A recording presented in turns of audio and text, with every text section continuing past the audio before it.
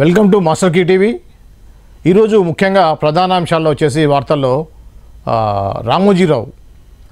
రామోజీరావు గారి యొక్క మార్గదర్శి ఫైనాన్షియల్ సర్వీసెస్లో జరిగినటువంటి అక్రమాల గురించి, వాళ్ళు ఏదైతే 45S సెక్షన్ ప్రకారం ఏదైతే రిజర్వ్ బ్యాంక్ యొక్క నిబంధనలు ఉన్నాయో దాంట్లో పబ్లిక్ దగ్గర నుంచి డిపాజిట్స్ సేకరించకూడదు అనేటువంటి ఏదైతే ఉందో చట్టం, ఆ చట్టాన్ని అతిక్రమించి 2600 కోట్లకు పైగా రామోజీరావు మార్గదర్శి పేరు మీద పబ్లిక్ మనీ కలెక్ట్ చేశారు. కాబట్టి దీని మీద 17 సంవత్సరాల క్రితమే ఉండవల్లి అరుణ్ కుమార్ మాజీ ఎంపీ లాయర్ గారు కేసు వేయడం జరిగింది. అయితే అప్పుడు ఉమ్మడి ఆంధ్రప్రదేశ్ ఉంది. ఉమ్మడి ఆంధ్రప్రదేశ్లో హైదరాబాద్లో హైకోర్టు ఉంది.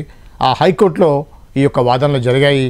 సో రాష్ట్రం విడిపోయిన సందర్భంలో 2014లో చివరి రోజున, ఏ రోజైతే ఆంధ్రప్రదేశ్ విడిగా తెలంగాణ రాష్ట్రం ఏర్పడిందో ఆ లాస్ట్ రోజున ఒక రోజు ముందుగా తీర్పు రావడం, అది రామోజీరావుకి అనుకూలంగా రావడం జరిగింది. దీని మీద అభ్యంతరం తెలుపుతూ సుప్రీంకోర్టుని ఆశ్రయించారు ఉండవల్లి అరుణ్ కుమార్. దాని మీద, ఆ కేసు మీద పూర్వాపరాలు అన్నీ చూసిన తర్వాత నిన్న అంటే ఉగాది రోజున దాని మీద ఒక తీర్పును వెలువరించారు. ఆ తీర్పు గురించి, ఆ తీర్పు ఎలా ఉంది, ఎలా ఉండబోతుంది ఆ కేసు అనే దాని మీద ఈరోజు మనం డిస్కషన్ చేద్దాం. ఆ డిస్కషన్ చేయడానికి మన దగ్గరకు వచ్చారు శ్రీ దాసరి విజ్ఞాన్ గారు. వారితో మాట్లాడి రామోజీరావు గారి కేసు గురించి మాట్లాడదాం. విజ్ఞాన్ గారు, గుడ్ మార్నింగ్ అండి. విజ్ఞాన్ గారు, చెప్పండి, ఇప్పుడు మార్గదర్శి చిట్ ఫండ్ మీద ఏదైతే కేసు ఉందో, మార్గదర్శి financial services, not chit funds, Margadarsi financial services మీద ఇప్పుడు ఒక కేసు ఉంది. ఆ కేసు ఎప్పటి నుంచో నడుస్తూ ఉంది. సో దాని మీద నిన్న వచ్చిన తీర్పు గురించి మీరేమంటారు? బేసిక్గా చిట్టీలు అనేవి అందరికి ఒక ఎమోషన్ అండి. నార్మల్గా ఇళ్లలో కూడా అంటే ఇళ్లలో చిట్టీలు నడపడం అనేది అది అఫ్కోర్స్ ఇట్స్ ఇల్లీగల్ ఓన్లీ. అయినప్పటికీ కూడా వాళ్ళు ఒక ఎమోషన్, ఒక గ్రూప్గా ఫామ్ అయ్యి 4-5 అంటే బస్తీల వాళ్ళు లేకపోతే 2-3 కాలనీల వాళ్ళు కలుసుకొని ఒక పెద్ద ఆవిడ అక్కడ చిట్టీలు వేసాడు. కొంచెం ట్రస్టబుల్ పర్సన్ సెట్ చేసుకొని నెలకి 1000-10,000 దాచుకుంటూ ఉంటారు. వీళ్ళు దాచుకున్న సొమ్ముకు టోకన్లు వేసుకుంటారు. ఎవరి నెంబర్ ఎప్పుడు వస్తే ఆ మంత్ వాళ్ళకి డబ్బులు వస్తూ ఉంటాయి. నెల వీళ్ళందరూ కట్టుకుంటూ వెళ్ళాలి. అది ఇల్లీగల్ అయినప్పటికీ వీళ్ళకి ఏంటంటే అదొక ఎమోషన్. అబ్బా, వచ్చే నెల చిట్టి పైసలు వస్తే నేను బండి కొంటా, వచ్చే నెల చిట్టి పైసలు వస్తే నేను పెళ్లి చేస్తా, వచ్చే నెల చిట్టి పైసలు వస్తే నేను అది చేస్తా, నాకు సడన్గా అవసరం వచ్చింది ఇల్లు కట్టాలి, నేను మధ్యలో చిట్టి నాకు ఇస్తావా, ఇట్లాంటి ఒక ఎమోషన్స్తో నడిచే వ్యవహారం. అఫ్కోర్స్ ఉంటారు అందులో నమ్మకస్తులు ఎవరైతే ఉంటారో, ఎవరి దగ్గర దాచుకుంటారో కొన్నిసార్లు వాళ్ళు లూటీ చేసి వెళ్ళిపోతూ ఉంటారు. మనం చాలా వార్తలు చూసాం. సో ఇట్లాంటి వాళ్ళు ఉంటారు. కాబట్టి సామాన్యులు, మిడిల్ క్లాస్ వాళ్ళందరూ ఏం చేస్తారో ఒక ట్రస్ట్ వర్తీ పీపుల్ కావాలి. ఒక కంపెనీ ఉందనుకోండి, అక్కడికి వెళ్ళి దాచుకుందాం. అలా లోకల్ కంపెనీలు కూడా బోల్డ్ ఉన్నాయి. లోకల్ కంపెనీలు బోల్డ్ ఉన్నప్పటికి కూడా అప్పుడప్పుడు వార్తల్లో చూస్తూ ఉంటారు, ఆ చిట్టి కంపెనీ ఎత్తేసింది, ఈ చిట్టి కంపెనీ ఎత్తేసిందని. సో అయినా సరే వీళ్ళకి ఇంకా నమ్మకం కావాలి. అంటే ఎలా అయితే ఒక స్టేట్ బ్యాంక్ ఆఫ్ ఇండియా నమ్ముతారో, ఎలాగైతే ఒక అంటే బాగా ట్రస్ట్ ఉన్న వాటిని నమ్ముతారో, ఆ రకంగా రామోజీరావు గారిని నమ్మారు. ఎందుకంటే వాళ్ళు చిన్నప్పటి నుంచి పాపం ఆయన చూస్తూ వచ్చారు. ఆయనకి ఇప్పుడు 87 ఏళ్ళు. ఎప్పటి నుంచో రోజు టీవీలో కనబడుతూ ఉంటాడు. ఆ పేపర్కి ఆయన ఎడిటరు. రోజు ఇంటి ముందుకు వచ్చే పేపర్ అయిందే. ఒక పెద్ద మనిషి, ట్రస్టబుల్ పర్సన్ అని చెప్పేసి ఇదేదో కంపెనీ బాగుంది కదా అని చెప్పి అందులో దాచుకున్నారు. ఇప్పుడు మార్గదర్శి బిజినెస్ గురించి ఆలోచిద్దాం. ఈ చిట్ ఫండ్స్ బిజినెస్ యాక్చువల్గా ఇది బిజినెస్సే. నీకు ఇది కలెక్షన్ తప్పు అని నువ్వు అనుకుంటే దానికి ప్రైవేట్ లిమిటెడ్ రిజిస్ట్రేషన్ ఇవ్వకు. ఫస్ట్ ఆఫ్ ఆల్ ఆ కంపెనీకి అనుమతి ఇవ్వకు. అట్లా బోల్డ్ అని కంపెనీలకు అనుమతులు ఇచ్చారు హ్యాపీగా. మీరు ఇప్పుడు ఉన్న 45S మరి అట్లాంటప్పుడు పర్మిషనే ఇవ్వకూడదు ఫస్ట్ ఆఫ్ ఆల్. అయినా సరే వీళ్ళు ఏదో నడిపించుకున్నారు. ఇప్పుడు వీళ్ళు కలెక్ట్ చేశారు. నా దగ్గర సొమ్మంతా కలెక్ట్ చేసి నీకు అని నెలంతా పంచుతున్నారు. నాకు లాభం ఏంటి? నేను ఈ ఆఫీస్ రెంట్ ఎందుకు కట్టుకోవాలి? ఈ ఎంప్లాయీస్కి జీతాలు ఎందుకు ఇవ్వాలి? అసలు ఈ సర్వీస్ చేయడం వల్ల నా మోటివ్ ఏంటి? వీళ్ళు ఏం చేస్తారంటే సేమ్ బ్యాంకు పెట్టకుండా బ్యాంకు లాగా పనిచేస్తారు. ఈ డబ్బులు సేకరించిన డబ్బులన్నింటినీ మళ్ళీ రొటేషన్ కోసం వీళ్ళు ఫైనాన్స్ ఇచ్చుకుంటూ అక్కడి నుంచి వడ్డీలు వసూలు చేసి వీళ్ళ రెంట్లు కట్టుకొని వీళ్ళ ఆఫీసులు మెయింటైన్ చేసుకొని వీళ్ళు కూడా లాభం పొంది వాళ్ళకి లాభం చేకూరుస్తారు. అప్పుడప్పుడు ఏంటంటే చిట్టీతో పాటు కొన్ని బెనిఫిట్లు కూడా పెడతారు. మీకు ఇప్పుడు ఇంత చిట్టి వేస్తే ఇది free, cooker free, fridge free, ఇట్లాంటివి కూడా కొన్ని ఆఫర్లు ఇస్తూ ఉంటారు. ఆ రకంగా సాగుతూ ఉంటుందండి. ఇది తప్పు అనుకుంటే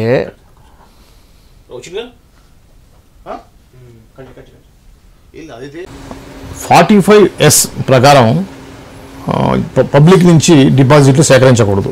RBI రూల్ ఉంది. ఎంత ట్రస్ట్ ఉంటే మాత్రం జనాల దగ్గర నుంచి అన్ని వేల కోట్ల రూపాయలు చట్ట విరుద్ధంగా డిపాజిట్స్ సేకరించడం అనేది ఇక్కడ మిస్టేక్ కదా. మరి దాన్ని ఏ విధంగా సమర్థిస్తారు? దీని విషయం ఏంటంటే జనాలకి చిట్టి వేయడం కావాలి, దే నీడ్ ఇట్. కానీ ఒక ట్రస్టబుల్ పర్సన్ కూడా కావాలి. నువ్వు 45 రూల్ పెట్టావు, జనాల నుంచి తీసుకోవడం తప్పు అని నువ్వు పెట్టావు, కానీ వాళ్ళకి ఇవ్వడం కావాలి. నువ్వు దానికి ఏం చేస్తావు? వాళ్ళకి ఇవ్వడమే కావాలి. ఆ బ్యాంక్ లో దాచుకో, అది చేసుకో, ఇది చేసుకో, ఉచిత సలహాలు అందిస్తారు. వాళ్ళకి అవన్నీ వద్దు, వాళ్ళకి ఏదో కావాలి. They are habituated for that. చిట్టి వెయ్యాలి, ఖచ్చితంగా చిట్టి వేయాలి. ఇప్పుడు మనం ఇంకా చెప్పనా, మనం వెళ్ళి ఆ బస్ స్టాండ్ దగ్గర నిలబడితేనండి, ఓ 10 మంది ఆడవాళ్ళు ఉంటే అందులో కనీసం 6 చిట్టీలు వేస్తారండి. 100% మన ఇళ్లలో కూడా వేస్తారు. అంటే అలా దాచుకోవడం మనకు ఒక అలవాటు అయిపోయింది. చిట్టి వేయడం అనేది మిస్టేక్ అని కాదు. ఈ కేసులో మార్గదర్శి చిట్ ఫండ్స్ కాదు. అవును మార్గదర్శి ఫైనాన్షియల్ చేయడమే వస్తున్నా, దాని నుంచి డిపాజిట్స్ తీసుకోవడం అనేది తప్పుగా పరిగణిస్తున్నారు. ఎగ్జాక్ట్లీ. అయితే ఆ విషయం ఏంటంటే వీళ్ళు ఇప్పుడు ఈ ట్రస్ట్ వర్తి ఈ ఆర్గనైజేషన్ రన్ చేయాలంటే ఆ మనీ రొటేట్ అవ్వాలి. అది ఏ బిజినెస్ అని అంతేనండి, అదంతే. ఇంకా అంటే దీన్ని కేవలం బ్యాంకులకు మాత్రం ఇచ్చారు ఈ డ్యూటీని.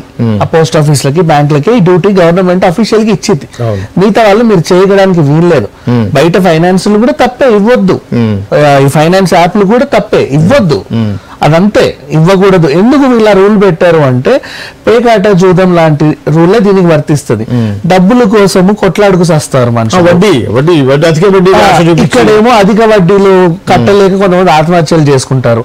ఈ నేరాలను తగ్గించడానికి వీళ్ళు ఈ కఠినమైన చట్టాలు తీసుకొచ్చారే తప్పితే ఎప్పుడో 100కి 1 అవుతున్నాయి కాదన్నట్ల. అయినప్పటికీ కూడా ఈ వీళ్ళకి మాత్రం ఇదొక ఎమోషన్ అయిపోయింది. ఎక్కడ దాచుకోలేక ట్రస్ట్ వర్తి అయినటువంటి రామోజీరావుని నమ్మారు. నమ్మి కోట్లు కూడా పెట్టారు అందరూ కలిసి. ఇప్పుడు ఆయన ఏం చేయాలి? నువ్వు నీ దగ్గర కోట్లు తీసుకొని ఆయనకి వాళ్ళకి పంచితే నేను ఏం చేస్తున్నా ఇక్కడ? What is about my organisation? I have to do something to earn. So దానికని చెప్పేసి వాళ్ళు ఒక రొటేషన్ అందరూ చేస్తారు. ప్రతి కంపెనీ వాళ్ళు చేస్తారు, షేర్ మార్కెట్ లోనూ చేస్తారు, each and every business man చేస్తాడు. అదంతే, అది రెగ్యులర్ గా జరిగే ప్రాసెస్. అది తప్పైనప్పటికి కూడా చేస్తారు, జనాలు కూడా వాటిని నమ్ముతున్నారు. మోసపోయిన వాళ్ళు బయటకు వస్తున్నారు, లేనన్న వాళ్ళు ఉన్నారు. కానీ ఇప్పుడు రామోజీరావు గురించే మనం మాట్లాడుతున్నాం కాబట్టి, మార్గదర్శి గురించే మనం మాట్లాడుతున్నాం కాబట్టి, ఇది తప్పు అని ఎవరో ఒక ఉండవల్లి, ఎవరో ఒక ఇంకేదో వచ్చి చెప్పి ఇది ఇలా చేశారు అలా చేశారని వాదిస్తున్నారే తప్పితే ఈ మార్గదర్శి చరిత్ర ఇప్పటిది కాదు కదా. ఇన్నేళ్లలో ఒక్క ఖాతాదారుడైనా బయటికి వచ్చి మేము ఇలా మోసపోయామండి, మా డబ్బులన్నీ లూటీ చేశారండి, మేము రోడ్డున పడ్డామని చెప్పిన దాఖలాలు ఉన్నాయి. అదే నేను చెప్పేది. అదే ఇప్పుడు రాజశేఖర రెడ్డి గారు సీఎంగా ఉన్న టైంలో 17 సంవత్సరాల క్రితం యాక్చువల్గా కేసు చేయడం జరిగింది. ఈ కేసు వేయడం దట్టు ఉండవల్లి అరుణ్ కుమార్, వైఎస్ రాజశేఖర రెడ్డి ఇద్దరు సన్నిహితులు ఒకే పార్టీలో ఉన్నారు, ఆయన ఎంపీగా ఉన్నారు. కేవలం తెలుగుదేశం పార్టీకి అనుకూలంగా ఉన్నటువంటి వ్యక్తి ఎవరైతే ఉన్నారో రామోజీరావు గారు, రామోజీరావు గారిని అన్ని రకాలుగా మార్కెట్లో కానీ ఫైనాన్షియల్ కానీ దెబ్బతీయడం కోసం మాత్రమే, రాజకీయ ఒక అడ్వాంటేజ్గా తీసుకోవడం కోసం మాత్రమే ఈ కేసు వేశారు, అతన్ని ఇబ్బంది పెడుతున్నారు అనేది తెలుగుదేశం పార్టీ కానీ ఇతరులు కానీ ఎవరైతే జగన్మోహన్ రెడ్డికి యాంటీగా ఉన్నారు ప్రజెంట్గా అయితే, అప్పుడు కాంగ్రెస్కి వ్యతిరేకంగా, ఇప్పుడైతే జగన్మోహన్కి అనుకూలంగా ఉన్న వాళ్ళు ఎవరైతే ఉన్నారో వాళ్ళు అనేటువంటి మాట అది. ఇప్పుడు అదే రామోజీరావు అప్పుడు మీకు అనుకూలంగా ఉన్నాడు అనుకోండి, ఆ 17 ఏళ్ల క్రితం ఈ ఉండవల్లి కేసు వేసేవాడా?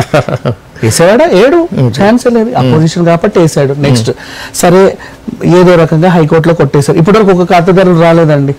17 సంవత్సరాల నుంచి కేసు నడుస్తుంది కదా. సరే ఈ 17 సంవత్సరాలు కూడా రోజు మార్గదర్శి మోసం అని చెప్పి గంట భరించేలా కొడుతున్నారు రోజు అన్ని ఛానల్స్. అయినప్పటికి కూడా ఒక ఖాతాదారుడు వచ్చి మేము మోసపోలేదు, కానీ మేము మోసపోయామనో, నా ఫ్యామిలీ రోడ్డున పడిందని వచ్చిందా?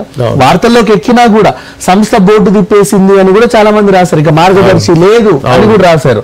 అయినా సరే ఒక్కరు కూడా వచ్చి వాళ్ళ ఖాతాలు వెనక్కి తీసుకోలేదు అండ్ అసలు బయటకు వచ్చి మాట్లాడలేదు. ఇంకోటి ఉండవల్లి అరుణ్ కుమార్ వాళ్ళ సిస్టర్ డాక్టర్ ఎవరో కూడా డిపాజిట్ చేశారని చెప్పారు. మోసపోవాలి వాపస్ వెళ్ళిపోయి ఉండొచ్చు. అది ఇప్పుడు అయిపోయింది. 2600 కోట్లలో చాలా తక్కువ 5-6 కోట్లు డిపాజిట్స్ మాత్రమే ఉన్నాయి, మిగతా తిరిగి ఇచ్చేసామని చెప్పేసి అంటున్నారు. ఎగ్జాక్ట్లీ. సో దానికి ఉండవల్లి అరుణ్ కుమార్ చెప్పేది ఏంటంటే ఏ ప్రాతిపదిక మీద మీరు అందరికి ఇచ్చేసారని చెప్తున్నారు? ఒక పేపర్ స్టేట్మెంట్ ఇచ్చి మార్గదర్శిలో డిపాజిట్ చేసిన అందరూ కూడా ఈ టైం కల్లా ఫలానా దగ్గరకు వచ్చేసి డబ్బులు తీసుకోండి అని చెప్పేసి మీరు ఇచ్చారా? అందరూ వచ్చారా? 10,000 20,000 తక్కువ ఉన్న వాళ్ళు కోర్టు కేసు అక్కడ దాకా ఏం పోతాం ఏం తీసుకుంటారో వదిలేసి ఉండొచ్చు కదా, వాళ్ళు అన్యాయం అయిపోయింటాయి కదా. సో అందుకే ప్రాపర్ ఉండొచ్చు కదా, అవ్వచ్చు కదా, ఇవన్నీ కూడా థర్డ్ పార్టీ స్టేట్మెంట్లు అండి. నీకు ఎవడని చెప్పాడా వచ్చి ఉండవల్లి గారు నేను మోసపోయానండి, నా 15,000 ఏం చేయాలో నాకు అర్థం కావట్లేదు, అంత పెద్ద రామోజీరావుని ఢీకొనే శక్తి నాకు లేదు, నా వల్ల అవ్వట్లేదండి, నా స్కూటర్లో కనీసం పెట్రోల్ కూడా లేదు రామోజీ ఫిల్మ్ సిటీకి పోవాలంటే, అసలు అవి నేను ఏమీ చేయలేని పరిస్థితుల్లో వదిలేసుకున్నానండి, పోతే పోనీ 15,000 ఏదో ఫోన్ పడేసుకున్నాను అనుకుంటాను, ఒకడన్నా చెప్పాడు నీ దగ్గరకు ఉండొచ్చు కదా అంటున్నాడు ఉండవల్లి. అండ్ నెక్స్ట్ ఇప్పుడు అదే ఉండవల్లి విషయానికి వద్దాం. ఆల్రెడీ ఈ కేసుని ఇక్కడ హైకోర్టులో కొట్టేశారు, తెలుసో తెలియకో అట్లా ఉండిపోయింది. అలా ఎలా కొట్టేస్తారు, నేను ఇంత కష్టపడితే 17 ఏళ్ల నుంచి అని చెప్పి మళ్ళీ దీన్ని తీసుకెళ్ళి సుప్రీంకోర్టులో వేసాం. సుప్రీంకోర్టులో నువ్వు కేసు వేయడము, అది నడవడం, ఇట్స్ నాట్ ఏ జోక్. కోట్లతో వ్యవహారం, పని కట్టుకొని నువ్వు కోట్లలో రూపాయలు ఖర్చు పెట్టుకొని సుప్రీంకోర్టు దాకెళ్ళి ఒక ఆయన మీద నువ్వు ఎందుకు కేసు వేసావు? నీకు ఆ డబ్బులు నీకెవరు స్పాన్సర్ చేశాడు? నువ్వు చెప్పు సమాధానం. ఇప్పుడు దానికి సుప్రీంకోర్టుకి వెళ్ళావు, కేసు వేసావంటే ఏదో సుప్రీంకోర్టులో కేసు వేసా నార్మల్ విషయం కాదండి. అక్కడ ఇప్పుడు సిద్ధార్థ లూథర్ లాంటి లాయర్ని పెట్టుకోవాలన్నా వాళ్ళ కోట్లలో వ్యవహారం అది. అక్కడికి వెళ్ళే ప్రతిసారి నువ్వెందుకు అంత ఖర్చు పెట్టుకొని సాగదీస్తా, ప్రతి వాయిదాలకు వెళ్తా, గట్టిగా కౌంటర్ ఇస్తా, పీపీకి ఇంత వాళ్ళకింత వీళ్ళకింత డబ్బులు ఖర్చు పెట్టుకొని why you are doing all this nonsense? నీకేంటి? నీ టైం వేస్ట్ చేసుకొని పని కట్టుకొని ఢిల్లీకి వెళ్తున్నావు, నీకు ఇక్కడ బోల్డ్ పనులు ఉన్నాయి, అయినా సరే నువ్వు ఫ్లైట్ వేసుకొని ఢిల్లీకి వెళ్తున్నావు, అక్కడ ఉంటున్నావు, హోటల్ రూమ్ లో ఉంటున్నావు, అదే పనిగా 4 రోజులు వారం రోజులు పని చేస్తున్నావు, కోట్లు ఖర్చు పెడుతున్నావు. అండ్ ఆయన అన్యాయం చేశాడు, ఆయన అన్యాయం చేశాడు అని చెప్పి ఆయన చేత చేయించుకున్నాడు ఎవడు చెప్పట్లా, నువ్వు చెప్తున్నావు. ఎందుకు నువ్వు చెప్తున్నావు అంటే ఆ రాజ్యాంగం ప్రకారం ఈ రూల్ ఉందండి, దీనికి విరుద్ధంగా ఆయన చేశాడండి అని వాదిస్తున్నావు. బానే ఉంది, ఓకే, ఆయన చేశాడు, నువ్వు వాదిస్తున్నావు, పట్టుకున్నావు లేదు దొంగని, నిన్ను మేము అప్రిషియేట్ చేస్తాం. నీ అవసరం ఏంటి? Why you are doing all this? దీనికి నీ దగ్గర సమాధానం ఉందా? లేదు. నీ వెనకాల ఎవరున్నారు, ఎవరు చేస్తున్నారు, సమాధానం ఉందా? లేదు. సో ఇక్కడ ఎవడు ఉద్దండు కాదండి. ఆయన అనేది ఏంటంటే, ఉండవల్లి గారు అనేది ఏంటంటే, చట్టానికి అందరూ సమానమే అనే విషయం సమానమే తెలవాలి. అంతేగాని రామోజీరావు లాంటి వాడి మీద కేసు అవుతామంటే దాన్ని చెప్పా పెట్టకుండా స్టేట్ విభజన సమయంలో లాస్ట్ వారి వర్కింగ్ డే రోజున తీర్పు ఇవ్వడం ఏంటి? ఢిల్లీ నుంచి వాళ్ళ లాయర్లు అవేర్నెస్ నువ్వు ఎందుకు తీసుకురావాలనుకుంటున్నావు? దీని వెనుకున్న నీ స్వార్థం ఏంటి? ప్రజల్లో ఒక సంకేతం వెళ్ళాలి. ఏదైతే ఎంతటి వాడైనా చట్టం సమానమైనటువంటి, చట్టం అందరినీ సమానంగా చూస్తుంది అనేటువంటి సిగ్నల్ ప్రజల్లోకి వెళ్ళాలి అనేటువంటి. 10 ఏళ్ల నుంచి మరి ఎందుకు తీసుకెళ్ళలేకపోయావు? 10 నుంచి నేను కొట్లాడుతూనే ఉన్నా, దాని మీద కొట్లాడుతున్నావు. కరెక్టే, ప్రపంచానంతా తెలుస్తుంది రామోజీరావు ఏదో చేశారంట అని. ఎవరిని చేశారంట? మార్గదర్శి ఖాతాదారులను చేశారంట. ఆ ఖాతాదారులు ఎంతమంది? ఇంతమంది.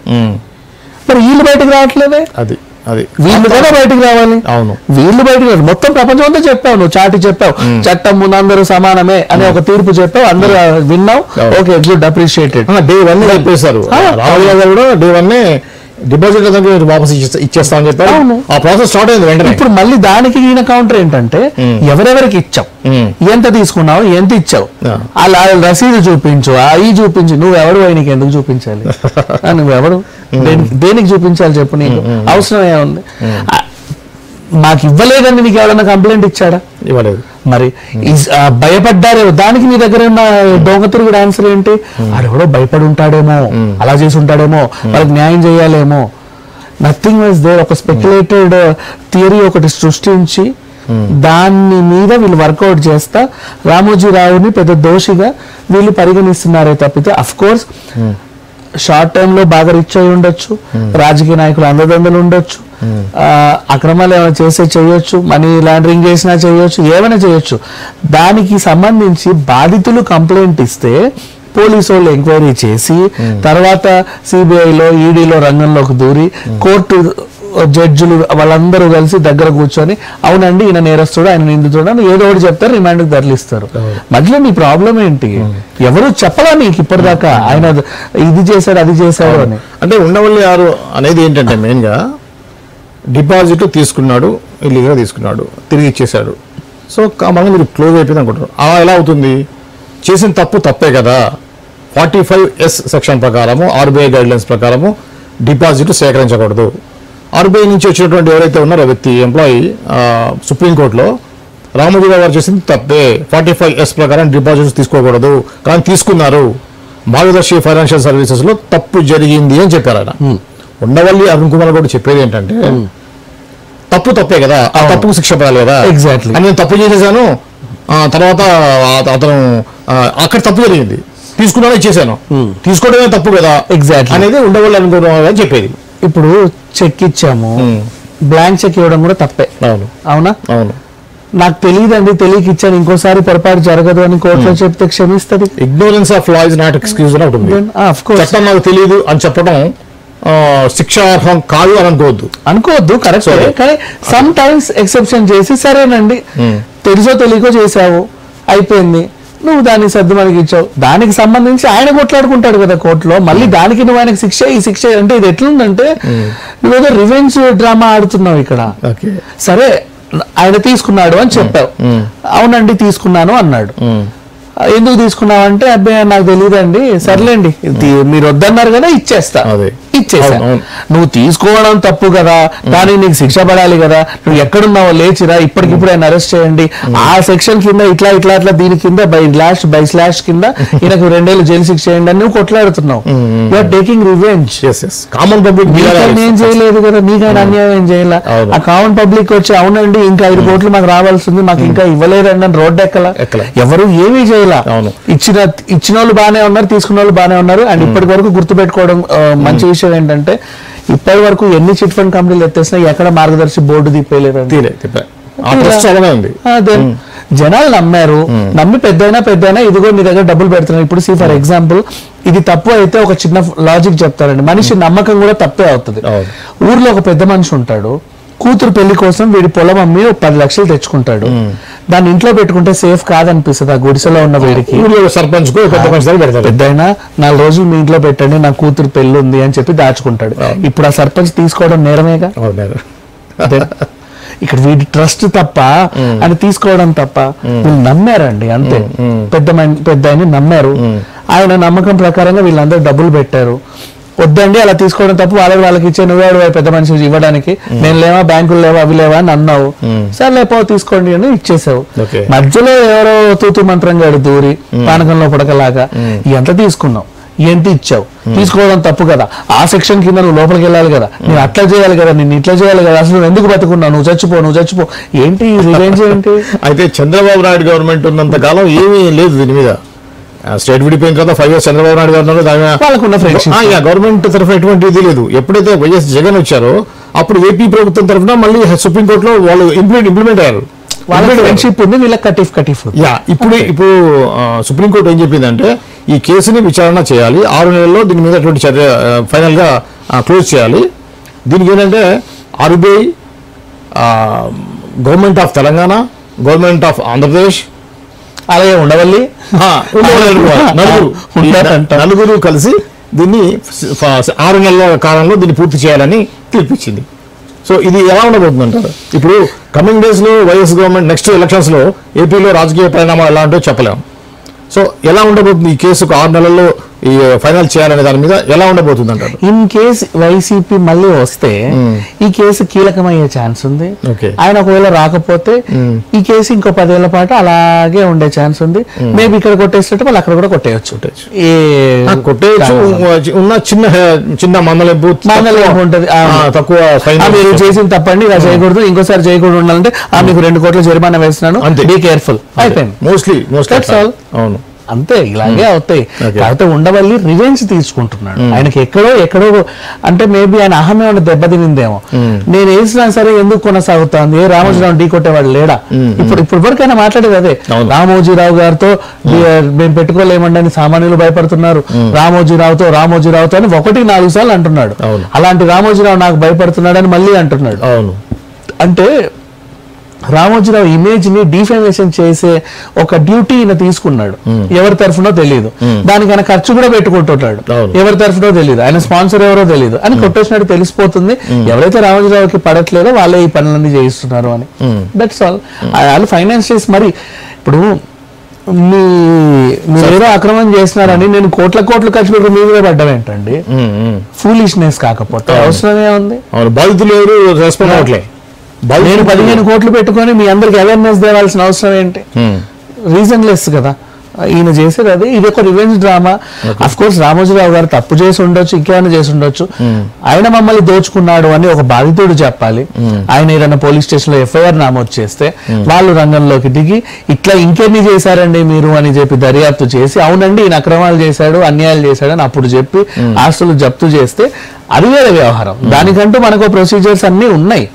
నువ్వు పని కట్టుకొని ఆయనని పోక్ చేస్తావు అంటే ఇక్కడ ఉండవాళ్ళని మనం చాలా లైట్ తీసుకోవచ్చు, ఆయన పట్టించుకోవాల్సిన అవసరం అంతకంటే కూడా లేదు. ఓకే, ఈ కేసు విషయంలో ఇంకా నిన్న జరిగింది. ఇప్పుడు మొత్తం మీడియా అంతా ఎక్కువ కాన్సంట్రేషన్ మళ్ళీ ఆయనని ఆర్థిక ఉగ్రవాది రామోజీరావు, ఆర్థిక ఉగ్రవాది పరిగెట్టుకొని కొన్ని పత్రికలు కానీ ఎవరైతే యాంటీ రామోజీరావు ఉన్నారో వాళ్ళు. ఓకే, నిజానికి తెలుగుదేశం పార్టీ రామోజీరావు అనేది ఒక ముద్ర ఒకప్పుడు ఉండేది. ఎన్టీ రామారావు గవర్నమెంట్ తెలుగుదేశం పెట్టిన కొత్తలో ఉండేది. ఇప్పుడు అంతగా ఉందంటారా? ఇప్పుడు ఆల్రెడీ టీడీపీకి TV5 కానీ ఏంటి ABN ఆంధ్రజ్యోతి కానీ చాలా ఉన్నాయి కదా. అంటే పరిగెట్టుకుని ఒకే పత్రిక కాకుండా డిఫరెంట్ పత్రికలు సపోర్ట్ చేస్తూ ఉన్నాయి. ఇంకా అదే ముద్ర టీడీపీ ముద్ర. ఆయన దగ్గర చిల్లర ఎక్కువ ఉంది, ఆయన మొత్తం నాశనం చేయాలి. ఆ ఫిలిం సిటీ మొత్తం తీసేయాలి, అసలు మొత్తం సీజ్ చేసి పడేసేయాలి. ఆ కళాంజలితో సహా ఈటీవీతో సహా మొత్తం సీజ్ చేసి ఆయన రోడ్డు మీద పెట్టాలి. ఆయన ఏ కృష్ణానగర్ లోనో ఇందిరానగర్ లోనో 10,000 రెంట్లో ఉండాలి రామోజీరావు. అప్పుడు కానీ వీళ్ళకి మనస్ఫూర్తి ఉండదు. అసలు ఎంత పెద్ద ఇదిలో రామోజీరావు గారు అంటే అందరికి ఒక ట్రస్ట్ ఉంది. రిలయన్స్ గ్రూప్ తో టైఅప్ అయి ఉంది. ఇప్పుడు అటువంటి మనం గర్వపడాల్సిన విషయం యాక్చువల్గా తెలుగు. ఇంకా చెప్పాలి అంటేనండి, ఇప్పుడు ఆయన వ్యాపారం ఆయన చేసుకుంటున్నాడు, అది చట్టం ప్రకారంగా అది తప్పు అన్నప్పుడు వెంటనే స్పందించి సరేనండి అని చెప్పి విరమించుకున్నాడు. ఇంకా నువ్వేంటి మధ్యలో కరెక్ట్ అట్టబెట్లా విరమించుకుంటావు, శిక్ష పడాల్సిందే కదా అని చెప్పి మీద పడ్డం ఏంటి, రక్కేయడం ఏంటి నిమిషానికి? చాలా తప్పు యాక్చువల్గా చెప్పాలి అంటే. సరే అంటే ఈయన ఒకడే ఉన్నాడని కాదు, అట్లా తగ్గితే ఎంతమంది రామోజీరావు వెళ్తారు బయట? అవునా, ఆయన కనబడుతున్నాడు. ఎందుకంటే ఆయన సామ్రాజ్యం అందరికీ కనబడుతుంది, ప్రతి ఒక్కరికి తెలుస్తుంది. రోజు ప్రతి సినిమా షూటింగ్ లో చూస్తున్నారు రాజు ఫిలిం సిటీ అని, ఈ టీవీలో చూస్తున్నారు, ఆయన చూస్తున్నారు, ఆయన పత్రికల్లో చూస్తున్నాం. మిగతా వాళ్ళు కనబడిన వాళ్ళు ఎంతమంది అండి? మరి వాళ్ళందరి మీద పడాలిగా.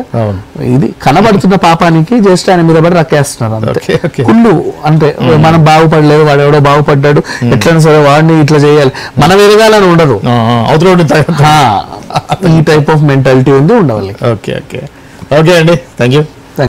ఇది మార్గదర్శి ఫైనాన్షియల్ సర్వీసెస్ మీద నిన్న ఏదైతే సుప్రీంకోర్టులో తీర్పిచ్చారో దాని మీద దాసరి విజ్ఞాన్ గారితో జరిగినటువంటి చిట్చాట్. ఇంకో విషయంతో మళ్ళీ కలుద్దాం. అందరూ సెలవు, నమస్కారం.